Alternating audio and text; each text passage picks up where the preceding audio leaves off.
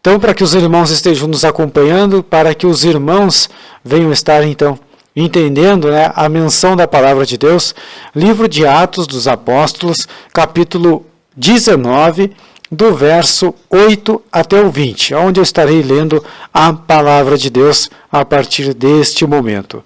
Tem por título, né, a palavra de Deus aqui, nesta passagem, Paulo na escola de Tíranno. Durante 3 meses, Paulo frequentou a sinagoga, onde falava ousadamente, dissertando, né, ensinando e também persuadindo com respeito ao reino de Deus, visto que alguns deles se mostravam empedernidos, né, melhor dizendo, e descrentes, falando mal do caminho diante da multidão. Paulo, então, apartando-se deles, separou os discípulos, passando a discorrer diariamente na escola de Tíranno. Durou isto por um espaço aí de 2 anos, dando o ensejo, então, né, a que a todos os habitantes da Ásia ouvissem a palavra do Senhor, tanto sendo eles judeus, como também os gregos.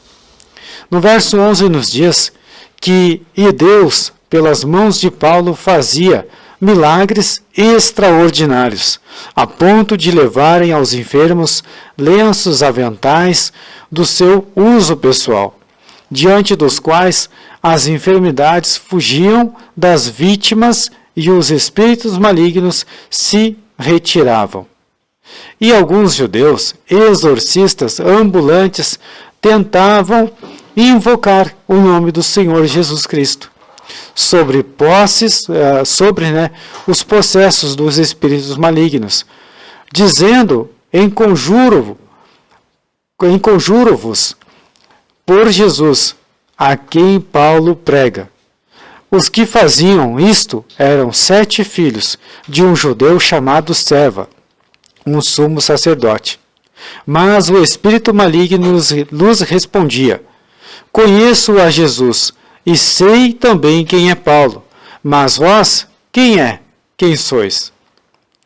E o possesso do espírito maligno saltava sobre eles, sobre então esses 7 homens, né, os 7 filhos de Seva, subjugando a todos, de que tal modo prevaleceu contra eles, que desnudos e feridos fugiram daquela casa. Chegou este fato então ao conhecimento de todos, assim judeus também como os gregos, habitantes de Éfeso. Veio o temor sobre todos eles, e o nome do Senhor Jesus Cristo era engrandecido. Muitos dos que o creram vieram, confessando e denunciando publicamente as suas próprias obras. Também muitos dos que haviam praticado artes mágicas, reunindo seus livros, os queimaram diante de todos. Calculando seus preços, achou-se então que que acabaram ajuntando em torno de 50.000 denários. Assim a palavra do Senhor crescia e prevalecia poderosamente. Assim nos termina no verso 20 do capítulo 19 de Atos dos Apóstolos, do verso 8 até o 20, onde eu fiz a leitura agora. Que a palavra, a passagem bíblica tem por título Paulo na escola de Tíranno, uma passagem dele por Éfeso. Isso acontece na região dos Efésios, na passagem bíblica de Paulo. Mas, antes de eu começar a estar falando sobre o texto, trazer a mensagem de hoje, eu trago 2 comentários aí, sobre este tema, a qual eu dei por título, então, a separação. Vem um comentário do historiador Albert Barnes e também de Don Lingofitt, aonde eu estarei trazendo, então, o que eles falam. E depois eu venho com a permissão de Deus e o entendimento dele aqui nesta tarde de hoje. Albert Barnes, ele fala que foram endurecidos quando seus corações se endureceram, que se tornaram violentamente opostos ao Evangelho, quando a verdade não os impressionou. A palavra endurecer, aplicada ao coração, é frequentemente usada para denotar insensibilidade e oposição ao Evangelho. Isso é o momento quando os filhos de Seva, e também lá no começo, deixa eu dar um exemplo aqui, eu falo dos filhos de Seva, mas também no começo isso fica bem claro, quando diz assim no verso 9, que fala, visto que alguns deles se mostravam empedernidos e descrentes, falando mal do caminho diante da multidão. Até aqui, vírgula, é a parte onde Albert Barnes comenta que as pessoas, por estarem com o coração endurecido, eles não respeitam e não recebem também o Evangelho. E ainda acabam se opondo contra ele. Não aceitam a verdade do Evangelho e ainda se opõem contra ela porque o seu pecado, o seu erro, faz com que ela não aceite a verdade do Evangelho. Só que ele ainda segue comentando sobre o restante deste versículo, quando ele diz assim, falando sobre a separação dos discípulos. Os removeu, não é separação entre os discípulos, mas é a separação dos discípulos dessas pessoas de coração endurecido. Separou os discípulos, os removeu da influência da sociedade, daqueles que procuravam afastá-los da sua fé.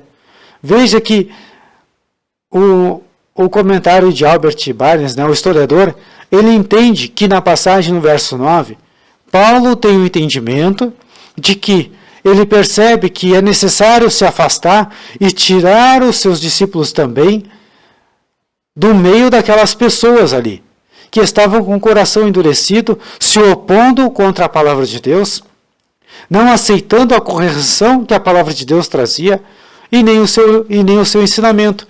Só que ele entende, Paulo tira os seus discípulos do meio dessa sociedade, por quê? Porque senão eles iam acabar se contaminando, se corrompendo da mesma forma como as pessoas estavam.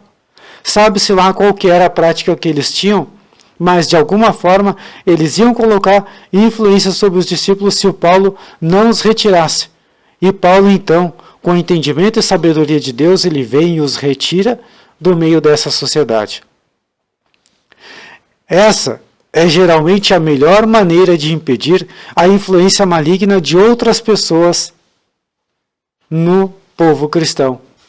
É o que ele ainda segue comentando, que a atitude de apóstolo Paulo foi sábia. Paulo foi sábio e inteligente ao remover os seus discípulos, as pessoas a qual ele ensinava o evangelho, do meio dessas pessoas, para que eles não viessem se corromper com a influência do mal que estava na vida dessas pessoas através do meio cristão.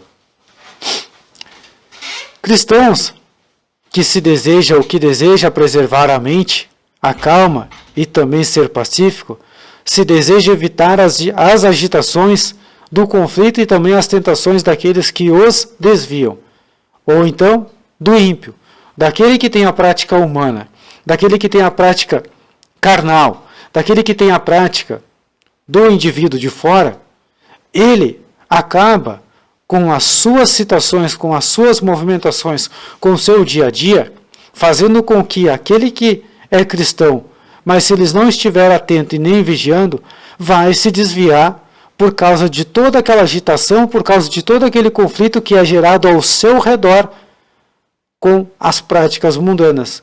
E ele acaba entrando na situação mundana também, porque ele está no convívio dessas pessoas, mas ele não está vigiando. E ele ainda diz, deves retirar de sua sociedade e buscar a comunhão de seus irmãos cristãos. O que ele está dizendo, Albert? Sai, deve sair. Assim como o apóstolo Paulo viu, ele percebeu que ele devia remover os discípulos, aqueles a qual eram seus ensinados, através da sociedade, para que eles não viessem se corromper no meio daquelas pessoas, e sim estarem no convívio dos seus irmãos cristãos. Em outras palavras, mas não fugindo disso, o que Albert fala? Você, cristão, sai do meio dos mundanos e esteja junto com os teus irmãos em Cristo. Você deve estar com pessoas que vão somar para o teu ministério. Você deve estar com pessoas que vão somar para o reino de Deus, e não no meio das pessoas que vão fazer com que você saia do meio do reino de Deus, que vai fazer com que você se afaste da presença do Criador. É isso que Albert está falando. É essa atitude que o apóstolo Paulo tem. Ele tira as pessoas, os seus discípulos, do meio mundano para estar junto do povo de Deus, aonde é o seu lugar. Só que Dr. João Ligotif, ele também traz um resumo pequeno, uma observação aqui, com um texto curto, também sobre esta passagem. Ele diz assim: evidentemente, um professor que, tirano, né? Ele é, esse nome é dado por causa de um professor, a qual se existia naquela época, nos dias de Éfeso, dos Efésios, a qual não se sabe bem certo se ele era judeu, ou se ele era um grego, ou se ele era um romano. Mas era uma pessoa já daquela região, que era bem influente, que ela aplicava ensinamentos. E esta pessoa dividia um espaço com o apóstolo Paulo. O apóstolo Paulo vem a dividir espaço com este homem durante esse tempo. Só que este homem fazia uso de uma sala, provavelmente, a qual eles conheciam como sinagoga, um lugar de ensino, a qual ele aproveitava nas primeiras horas da manhã, fazia os seus estudos, os seus ensinamentos lá para quem ele ensinava, o que ele defendia. Porém, o apóstolo Paulo, pela 9h da manhã, a qual se descrevia, por volta entre 9 e 10 horas da manhã, 11 horas no máximo, ele ocupava durante até a terça, quarta hora da tarde, ensinando os seus discípulos. E assim eles ficaram dividindo este período, este tempo, a qual este homem ocupava, e depois o apóstolo Paulo também fazia o uso deste mesmo lugar, deste mesmo espaço. E John, né, o Dr. John Ligotif, ele fala que, evidentemente, né, este homem era um professor bem conhecido, e ele podia ter sido um rabino, talvez, que havia se convertido, mas não se havia certeza. Nas cidades onde havia muitos judeus, tanto na Judéia quanto também em outros lugares, eles tinham uma sinagoga, ou até mesmo uma escola de ensinamento divino. É o que o Dr. John Ligotif traz sobre este homem, né, chamado Tirano, que tem então, por passagem, tem também aí, por marca, né, na história bíblica, qual é registrada no livro de Atos dos Apóstolos, capítulo 19, do verso 8 até o 20, onde ele é mencionado no começo, né, da história, onde este lugar ganha este nome também, por causa dele, e fica na cidade de Éfeso, né? Só que, agora vamos lá para o contexto bíblico novamente, para a parte bíblica, aonde dentro da Bíblia nós conseguimos aprender mais situações e mais coisas que o apóstolo Paulo, na sua passagem, nos traz, e é um ensinamento grandioso para cada um de nós, se nós de fato entendermos. Aonde nós, buscando com a graça de Deus esse entendimento, Deus nos ajuda e nos concede sabedoria. Aonde no verso 10 ele diz assim, que durou isto por um espaço de 2 anos, dando ensejo, né, a todos os habitantes, aonde deu tempo de ensinar a todos os habitantes da Ásia que ouvissem, né, a palavra do Senhor, tanto sendo judeus quanto como gregos. O que o verso 10 nos ensina? Que aonde ele estava, apóstolo Paulo estava durante esses 2 anos, ele aproveitou o máximo para ensinar tanto gregos quanto judeus. Que todos aqueles que passaram, ele aproveitou cada momento para ensinar. Aonde eu e você estamos agora, seja em casa, seja no trabalho, seja na rua, nós estamos fazendo exatamente como o apóstolo Paulo fez, aproveitar cada momento de nós ensinarmos e também aprendermos de fato a palavra de Deus. Nós estamos fazendo menção dela no ambiente aonde nós estamos. Nós estamos aproveitando o máximo de tempo possível para a palavra de Deus. para os ensinamentos do Senhor nosso Deus?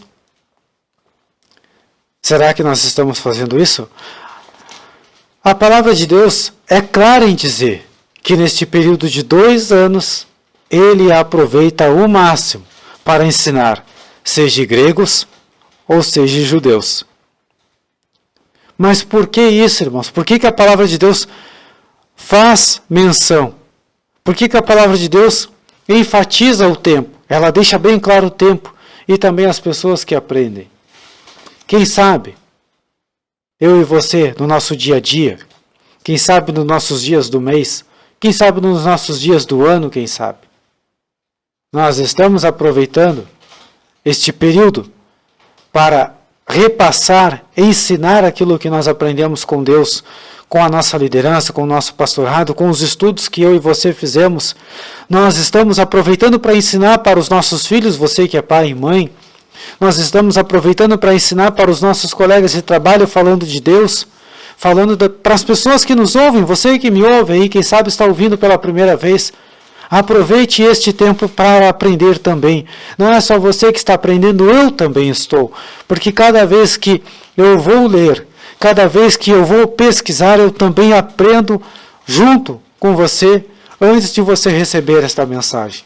Eu também aprendo. Eu também aprendo. E aí eu pergunto para você, será de fato que nós estamos fazendo um bom uso deste tempo?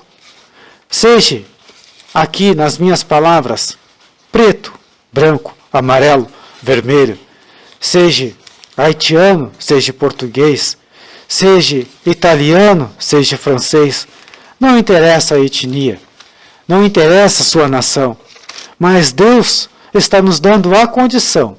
Você que nos ouve na Alemanha, não sei se você me ouve no português, não sei se você está me ouvindo na sua língua, através da língua original alemã, ou através mesmo do inglês, na tradução, conforme chega para vez, através da rádio web, através do seu dispositivo, por exemplo, da Amazon Alexa. Eu não sei em que língua você me ouve, mas eu sei que você está me ouvindo e está me entendendo com a graça de Deus, porque a tecnologia nos dá este recurso. Então eu digo para você, aproveite esta palavra, aproveite este ensinamento que a palavra de Deus nos traz e grave no seu coração. Todo o tempo que o apóstolo Paulo esteve, durante esses 2 anos, ele aproveitou e ensinou, não importando, sendo grego ou sendo judeu. Quem passou naquele período, ele ensinou, ele aproveitou. É isto que a palavra nos ensina. Só que depois, e Deus, pelas mãos de Paulo, mostra os milagres e também os prodígios a qual acontecem. Deus não somente diz, para vocês verem que a minha palavra não cai por terra, que tudo que o meu servo fala é verdade, eu mostrarei diante dos olhos de vocês, através dos sinais a qual eu estarei operando, através da vida dele e de suas mãos. Deus não faz nada pela metade, Deus faz tudo por completo. A ponto deles levarem os enfermos, os lenços e também os aventais, partes da roupa do uso pessoal do apóstolo Paulo, diante dos quais eles eram curados, os demônios fugiam e também os espíritos malignos batiam em retirada. Só que, no meio da igreja, também tem os lobos. No meio da igreja, no meio das ovelhas, também tem os bode. Também tem os demônios, como a gente bem sabe. Entra abraçado, se senta do lado e ainda dá glória a Deus, disfarçado. Mas a Bíblia aqui nos relata um exemplo, um modelo desse tipo de gente, a qual se diz ser cristão, se diz ser um servo de Deus. Porém, na verdade, é só uma cópia, e uma cópia bem mal feita, a ponto do demônio olhar para ele e dizer: eu conheço o Cristo, eu conheço o servo dele, Paulo, mas você, eu não faço nem ideia quem é. Sabe por que ele não faz ideia quem é? Porque não tem parte com Deus, não está em Deus. E o demônio, para deixar a coisa mais complicada e mais feia ainda para aquele a qual está falando em nome de Deus, mas não tem nada com ele e não tem parte com ele, não sabe nem sequer quem é Jesus Cristo, ele diz, agora tu vai passar uma vergonha maior ainda. Eu vou te dar uma tunda de laço, eu vou te sacudir de cabeça para baixo e vou te colocar a nu para fora daqui. Porque é isso que o versículo nos mostra, sabe por quê? Olha, o irmão está falando besteira, não estou, o versículo está dizendo, olha o que acontece. E alguns judeus, exorcistas, ambulantes, veja que ainda não se chama somente de exorcista, chama também de ambulante. Porque tu ser, através de Deus, através do poder de nome de Jesus Cristo, aquele que expulsa demônio, aquele que cura enfermo, e aquele que também, através do nome de Jesus Cristo, faz cego enxergar e paralítico andar, meu irmão, tem total diferença entre ser o poder de Jesus Cristo e também totalmente a diferença em ser um exorcista. Porque eu fui ler, eu até nunca tinha lido, mas eu fui ler um pouquinho ali, só para mim ter uma noção, e cada coisa, cada aberração que se fala através do exorcismo, que eu vou te contar, é só Deus na causa, mas é Deus em todas as causas. Deus é aquele que muda a causa daquele a qual verdadeiramente o aceita. Mas, continuando aqui, fala sobre os exorcistas ambulantes, aquele que anda para um lado e para o outro. A pessoa está dizendo, quer falar em nome de Deus, quer falar em nome de Jesus, mas nem sequer anda com ela. Na verdade, nem sabe quem é ele.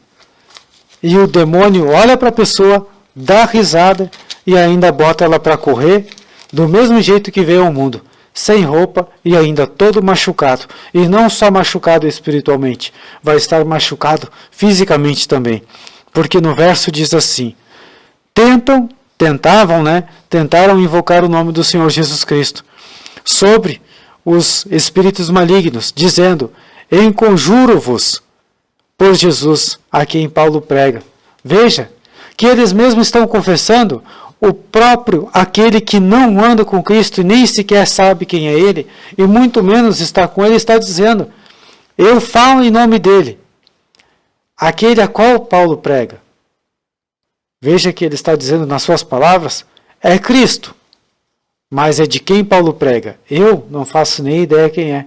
O demônio olha para a pessoa, dá risada, dá uma tunda de laço nela, bota ela para correr sem roupa, porque é o que está dizendo aqui, e ainda sai todo machucado, nos dois sentidos, tanto espiritual, quanto também fisicamente, envergonhado ainda. E aí, o demônio depois olha e diz assim, antes da parte do demônio falar, diz assim, os quais faziam isto eram 7 filhos de um judeu, chamado Seva, sumo sacerdote.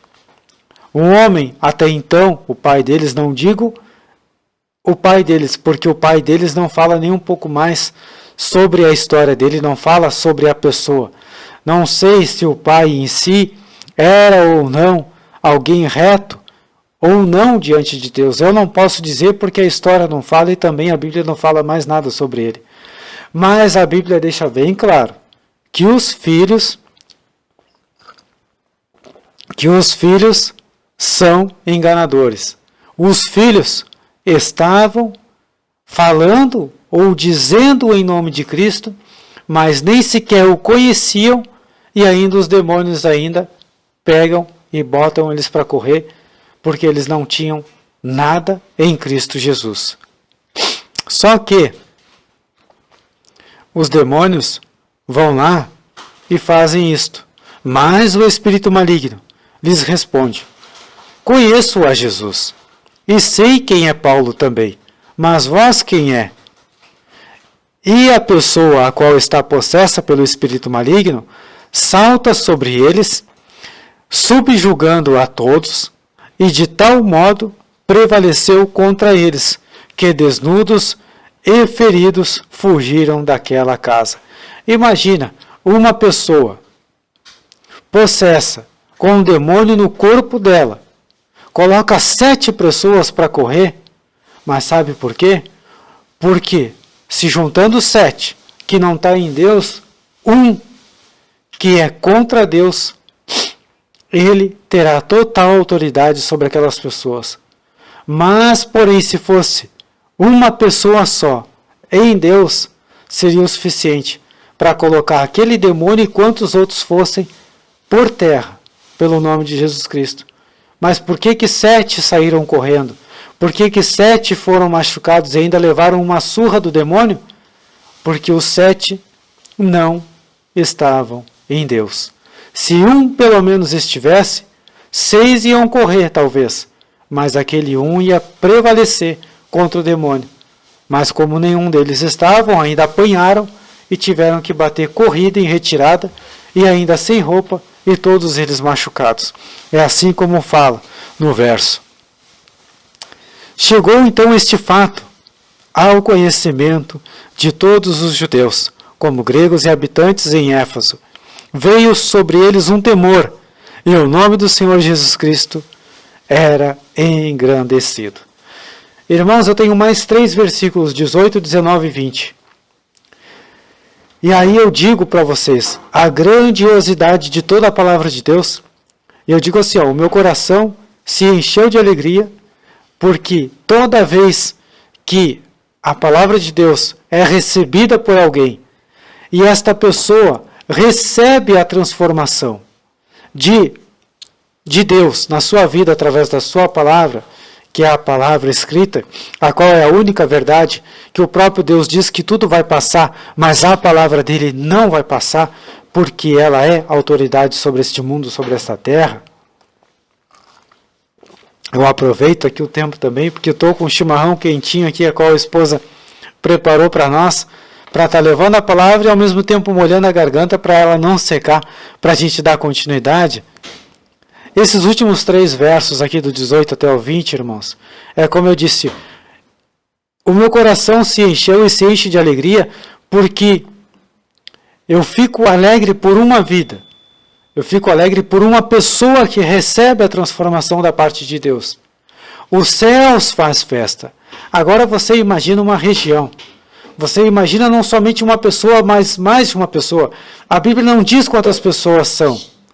Mas a passagem nos deixa bem claro nos últimos 3 versos que não é somente uma pessoa, são pessoas, é mais de uma pessoa, que recebem a transformação porque elas aceitaram a palavra de Deus, que Paulo pregava. Elas aceitaram a transformação que a palavra de Deus causa na vida do ser humano quando elas veem este acontecimento acontecer com estes 7 filhos de serva. Mas como assim, irmão, transformação? Sabe por quê? Porque eles veem a verdade da palavra de Deus sendo pregada por Paulo e os seus discípulos. Mas eles veem também que apóstolo Paulo tem a sabedoria da parte de Deus e separa os seus discípulos do meio dos mundanos, dos ímpios. Depois vem estes ímpios, uma parte deles, que são 7 filhos de um homem que é um sacerdote, eles tentam persuadir, se impor contra os demônios, usando o nome de Cristo, a qual eles não estão nele, usando o nome de Paulo, a qual eles vêm pregar, porém eles não recebem a transformação da palavra a qual é pregada por ele. E os demônios olham para eles e dizem, eu conheço Jesus, eu conheço Paulo, mas eu não faço nem ideia quem são vocês, e por causa disso vocês vão tomar uma tunda, vocês vão sair daqui correndo, tudo machucado e ainda sem roupa. E as pessoas veem tudo isso acontecer. Só que o mais incrível de tudo não é somente algumas pessoas, vamos se dizer assim, normais ali do dia a dia. Tem outras pessoas que estavam metidas em sujeiras grandes, metidas até com magia, e essas pessoas recebem a transformação de Deus através da palavra e através daquilo que os olhos delas estão vendo, com este acontecimento, e é qual eu trago nos últimos 3 versos a partir de agora. E tá bem bom. esse chimarrão, graças a Deus aí. Nessa tarde de domingo, dia 15 de setembro, agora que já são faltando apenas 16 minutos para 6 horas da noite. Nos últimos 3 versos diz assim, do 18 ao 20. Muitos dos que creram vieram confessando e denunciando publicamente as suas próprias obras. O que a palavra de Deus nos fala? Vamos lá. Deus me lembra agora de 1 Coríntios capítulo 11, versos 23. Que o homem, a partir do verso de 23, quando a gente vai ter aquele momento da ceia do Senhor, e a palavra de Deus nos fala e nos diz que o homem examine-se a si mesmo. Que nós devemos nos examinar. O que acontece nesse verso? A palavra de Deus no livro de Atos está claramente dizendo para mim e para você, as pessoas se examinaram a si mesmas e entenderam que elas estavam vivendo em pecado e que elas precisavam renunciar ao pecado. E elas renunciaram ao pecado e se renderam a Cristo. Sabe por quê? Porque o verso diz assim, muitos dos que creram, receberam a palavra e creram. Vieram confessando e denunciando publicamente as suas próprias obras. A obra de pecado. O pecado a qual estava terminando as suas vidas. O pecado a qual estava destruindo, quem sabe, até as suas famílias. Quem sabe, pessoas que já tinham perdido até os seus próprios negócios.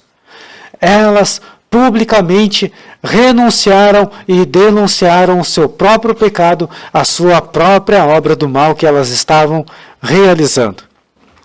E segue mais dizendo, também muitos dos que haviam praticado artes de magia, reunindo os seus livros. Quais livros, irmãos? Os livros de magia negra, a qual as pessoas utilizavam naqueles dias, para estar fazendo as obras do mal. Reunindo então esses livros, os queimaram, que se montoavam, então, que queimaram, né? Diante de todos, diante de toda as pessoas que estavam ali. Calculando então o preço, né? Os preços, né? Desses livros que foram queimados, se calculou então em torno de 50 mil denários. Então imagina, irmão, olha só, como que é, já desde aquele tempo, o povo colocava altos valores na prática da magia negra, na prática daquilo que não agradava a Deus. Então, em outras palavras, para fazer a vontade de Deus, para tirar 1 centavo do bolso, uma moeda sequer, já é uma luta. Quando se faziam mostrando para todo mundo, porque queriam que o homem visse, mas não Deus. O homem é que tinha que receber, mas não Deus. Eles investiam alto para praticar o que não agradava a Deus. Mas para praticar o que agradava a Deus, ninguém queria. A ponto da Bíblia relatar 50 mil denários. Eu vou até aqui, irmão, até vou abrir o navegador aqui do meu computador agora e vou olhar, porque eu não fiz esse cálculo antes, eu não faço nem ideia, mas eu até vou pesquisar aqui o quanto que significa 50 mil, né? 50 mil denários convertidos nos dias de hoje, né? Atuais aí, em reais. Em reais, nos dias de hoje, né? 50 mil denários convertidos em reais. Vamos ver aqui. Quanto que seria hoje aí? Esse cálculo. Para calcular esse valor, então, real é preciso apenas multiplicar. Então, vamos ver aqui o que seria exatamente, quanto vale, então, R$1, né? Um denário, na verdade, né? Transformado aí em real, né? Deixa eu ver aqui, né? Que a Bíblia relata, né? Que ela fala bastante, né? O que seria, então, o denário, o salário mínimo, deixa eu ver aqui, a pesquisa sobre o denário. Então, o valor de um denário, né? Um denário, qual que seria o seu valor atual nos dias de hoje? Seria em torno de 30 a 50 reais no valor real. Então você pega aqui, vamos supor aqui, R$30, vamos botar aqui o mais baixo, que seria R$30, vamos supor, vamos fazer esse cálculo aqui, vezes 50 mil. 30 vezes 50 mil. Seriam R$1.500.000. 1,5 milhão. Irmãos, tem noção do quanto que foi queimado em livros por estes homens, por essas pessoas, não vou dizer homens, mas pessoas no modo geral, que estavam praticando a magia negra, que estavam praticando a magia naqueles dias. E por causa da palavra de Deus, a qual entrou no coração e na vida dessas pessoas, a ponto dessas pessoas reunirem todos os seus livros. Em primeiro lugar, denunciar o pecado. Eles denunciaram o pecado na vida deles, diante das pessoas publicamente. Só que não basta somente a gente denunciar o pecado que estava na nossa vida. A gente tem que se desfazer daquilo que nos faz pecar. E o que eles fizeram? Se desfazendo daquilo que os fazia praticar o pecado, que eram os livros de magia negra. E eles vão e levam estes livros até a praça pública. Queimam estes livros diante das pessoas, a qual se totaliza 50 mil denários, convertido em R$30 cada denário, se dá o cálculo de hoje, atualmente, naquele dia, eles queimaram exatamente em torno de R$1,5 milhão em praça pública. Isso em produto chamado livro de magia negra. Assim, no verso 20 nos diz: a palavra do Senhor crescia e prevalecia poderosamente. É assim na minha vida e na sua. Quando nós renunciamos ao pecado, quando nós condenamos ele, quando nós recebemos a transformação de Deus em nossas vidas, quando a palavra entra e ela faz a mudança, a ponto de eu e você denunciar e renunciar ao pecado, queimar, botar fogo naquilo a qual nos faz pecar, a transformação vem. A transformação acontece. E o nome de Jesus Cristo é poderosamente glorificado e exaltado na minha vida e na sua também. Faltam apenas um mês, a metade de setembro, o mês inteiro de dezembro, o mês inteiro de novembro e o mês de dezembro. Então aí são 3 meses e meio, até o final do ano, até 31 de dezembro. Eu me coloco e digo para você também, irmão, que está me ouvindo do outro lado, até aqui no dia de hoje, se aquilo que te fez pecar, se aquilo que te fez cair diante de Deus, a ponto do demônio te olhar e dizer: eu conheço Jesus, eu conheço teu pastor, mas você eu não faço nem ideia quem é, e ainda te dá uma tunda de laço e te envergonha, a partir de hoje, que seja queimado, em nome de Jesus Cristo, na minha vida e na sua também, o pecado a qual nos fazia cair, a qual nos fazia sermos vistos como uma bobagem, uma forma de risada para o demônio, porque o demônio, quando ele olha para alguém e vê que esse alguém fala de Deus, mas ele fala de um Deus a qual ele não está servindo verdadeiramente, ele olha para a pessoa, ele dá risada e ainda dá um laço nela e bota ela para correr na rua sem roupa nenhuma. Sem contar que tantas outras coisas que podem acontecer, mas Deus, pela sua misericórdia, ele guarda a vida da pessoa e dá uma nova oportunidade para ela. São 3 meses que se tem até o final do ano, para acontecer poderosamente na minha vida e na sua também aí, a obra de Deus, da forma a qual nós jamais vimos com os nossos olhos, a qual eu e você jamais testificamos, mas depende somente de mim e de você também que está aí do outro lado me ouvindo. para acontecer o sobrenatural de Deus poderosamente em nossas vidas. Eu te faço esse convite. Eu te digo para você que está aí do outro lado me ouvindo, que a partir de hoje, que denunciando o pecado, denunciando o erro, denunciando o mal e botando fogo nele, com certeza, o nome de Cristo Jesus poderosamente será glorificado e exaltado na minha vida e na sua também. E será por testemunho, para que outras pessoas venham se render e largar a prática mundana e entregar a sua vida a Cristo Jesus. Amém?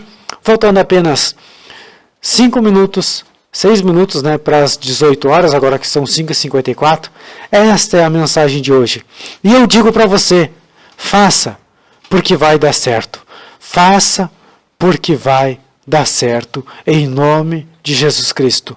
Com o louvor de Leandro Borges, que vai dar certo, também vai dar certo na minha vida e na sua também, se nós nos entregarmos verdadeiramente a Cristo Jesus.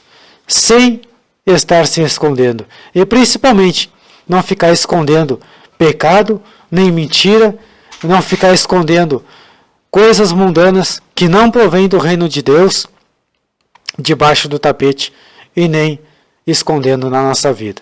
Porque o demônio ele fica procurando lugares e vestígios de pecado para fazer nós cairmos. E não vamos eu e você ser motivo de risada para o pecado e vergonha para Deus por causa dos nossos maus atos. Que eles não venham fazer parte da minha vida e nem da sua também a partir de hoje. Em nome do Senhor Jesus Cristo. Porque vai dar certo, Leandro Borges, em nome do Senhor Jesus Cristo. Amém? Que Deus abençoe grandemente a sua vida.